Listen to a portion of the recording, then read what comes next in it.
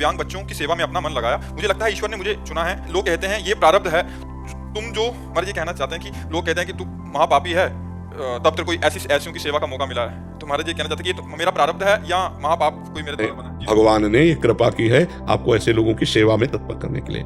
आप उनको ऐसे वाक्य बोलिए जिनसे उनकी निगेटिव सोच खत्म हो। आप उनको ऐसा प्रोत्साहन कीजिए जिससे उनकी सकारात्मक वृत्ति बढ़े, उनका उत्साह बढ़े। लोग इनकी बातें कान से नहीं सुनी जाती। मूढ़मती हैं, जो उद्दंड पुरुष हैं, कुछ भी बोल सकते हैं, किसी को भी बोल सकते हैं।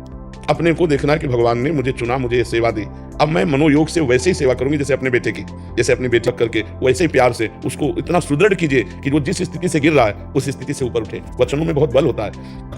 मतलब अगर हम किसी को उत्साह नष्ट कर दे तो बहुत अच्छा चलता हुआ आदमी भी गिर जाएगा, और बहुत गिरा हुआ आदमी भी अगर उत्साह दे दे तो निकल जाएगा। तो आपको ये सेवा दी है तो आप उसे प्यार पूर्वक कीजिए। लोगों के कथनानुसार मत मानिए कि पाप कर्म है। नहीं नहीं, तो बहुत कृपा है कि हम दूसरे के दुख में अपने मनोयोग से, अपनी वाणी से हम उसको दुख से निकाल पाए, उसे प्रसन्न कर पाए, तो बहुत बड़ी सेवा है।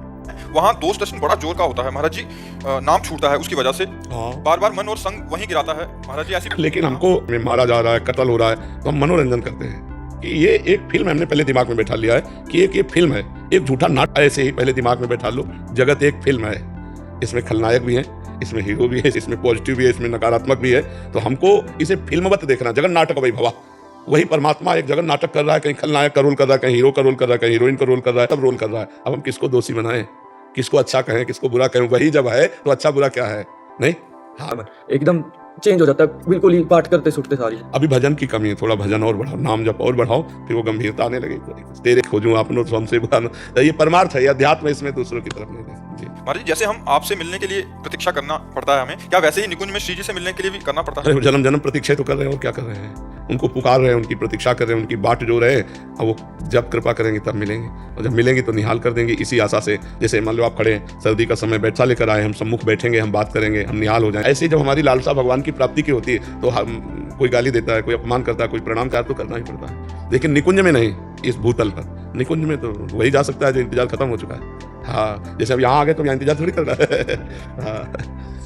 कर्मवीर सिंह जी, चंडीगढ़। कर्म की परिभाषा क्या है? क्या नाम जप संकीर्तन करना भी कर्म के अंतर्गत आता है, या केवल संसार में जीवन यापन करवाने वाले कार्य ही कर्म माने जाएंगे? नहीं, दो प्रकार के। एक होते हैं पाप कर्म, इन्हें अशुभ कर्म कहते हैं। एक होते हैं पुण्य कर्म, जो सुख प्रदान करने वाले होते हैं। इन्हें भगवद अर्थ कर्म कहते हैं, क्रिया है। ये त्रिगुण के अंतर्गत है। भगवान की कथा कहना, भगवान का नाम कीर्तन करना, भगवान की सेवा करना, ये त्रिगुणातीत कर्म है। ये मुक्त करने वाला है। दो कर्म बांध, शुभ कर्म, पुण्य कर्म, ये दोनों बांधने वाले हैं। लेकिन ये जो त्रिगुणातीत कर्म है, भगवान का नाम जप करना, ये भी एक क्रिया है, पर ये वाले वो बांधने वाले हैं। तो अगर हम इनको कर्म कहते हैं तो ये भगवद अर्थ कर्म है, ये भगवत स्वरूप है।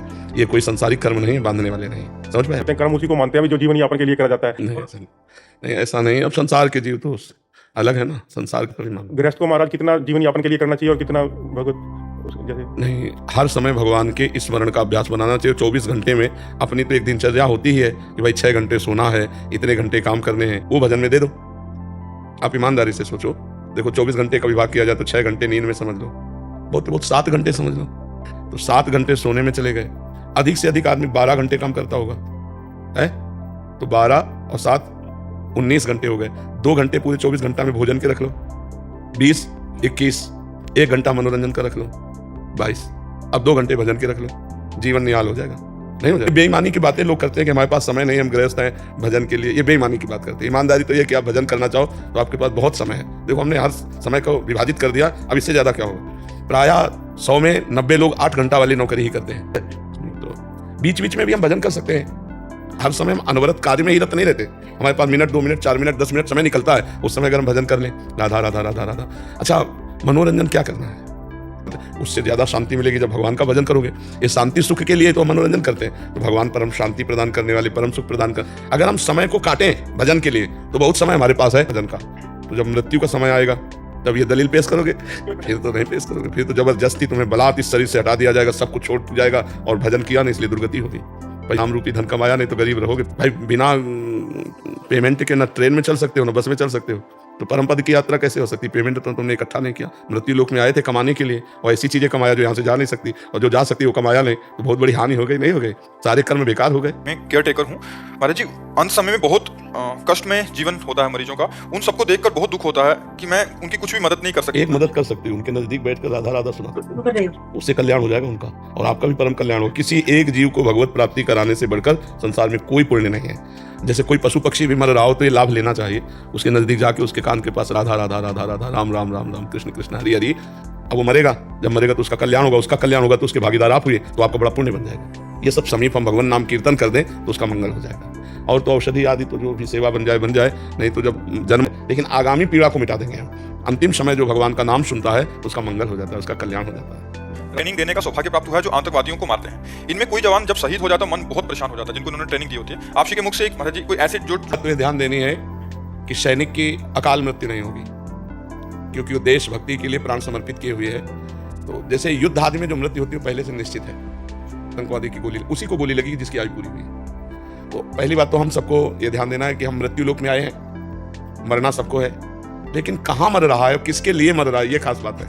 आप देशभक्ति के लिए मर रहे हैं, आप देश रक्षा के लिए मर रहे हैं, आप संसार के उपकार के लिए मर रहे हैं। क्योंकि एक आतंकवादी अंदर घुस आया तो सैकड़ों लोगों की जान का खतरा हो जाएगा, एक पूरे प्रांत को हिला सकता है बम आदि के द्वारा। तो हम उसके लिए अगर प्राण त्याग देते हैं तो हमारी सदगति होगी। आप देशभक्ति के लिए मर रहे हैं, जो आप संसार के उपकार के लिए मर रहे हैं, जो आप अपने परिवार का प्यार त्याग करके हमारे देश के लिए तैयारी करते हैं, हमारे देश के लिए प्राण न्यौछावर कर देते हैं, हम प्रणाम करते हैं आपको और आपकी सदगति होगी। आपको बहुत अच्छी सुविधाएं प्राप्त होंगी शरीर छूटने के बाद। अगर मनुष्य भी बनाया जाएगा तो पुनः ऐसा मनुष्य बनेगा जो महाभागवत होगा, जो महान देशभक्त होगा, जिसकी लोग वंदना करेंगे, ऐसा होगा। इसी जगह मरे जहां हम तिरंगे में लिपट करके हमें सलूट किया जाए। तो धन्य है उनका जीवन जो वीर गति को प्राप्त होते हैं। ये वीर गति है जो शत्रुओं को ललकार कर परास्त करते हुए शरीर छोड़ता है। पहली बात, अगर बिल्कुल भजन नहीं तो भी स्वर्ग को प्राप्त होता है। अगर कहीं राधा राधा राधा भजन कर रहा है तो भगवान को सीधे प्राप्त होता है। इसलिए निराश और उदास होने की जरूरत नहीं है, प्रशंसनीय है, वंदनीय है, हमारा देश वंदना करता है। आपको कोई पीड़ा नहीं होती, जब जवान मरता है तो हमको भी पीड़ा होती है। जब हमको सुनने को मिलता है कि शहीद तो पीड़ा होती है, ट्रक पलट गया जवानों का, तो हमें पीड़ा होती है। जो भी तो एक बार तो हृदय में पक्षपात उदय होता है ये वीर सैनिक के लिए कि इनके परिवार वालों को भगवान शीतलता प्रदान करें, शांति प्रदान करें और उसकी आत्मा को शांति प्रदान करें। तो हमें लगता है बहुत बड़ा मंगल है राष्ट्र सैनिक बनने में, इसमें तनिक भी अमंगल नहीं है। और मृत्यु जब होनी तभी होगी, अन्यथा नहीं होगी।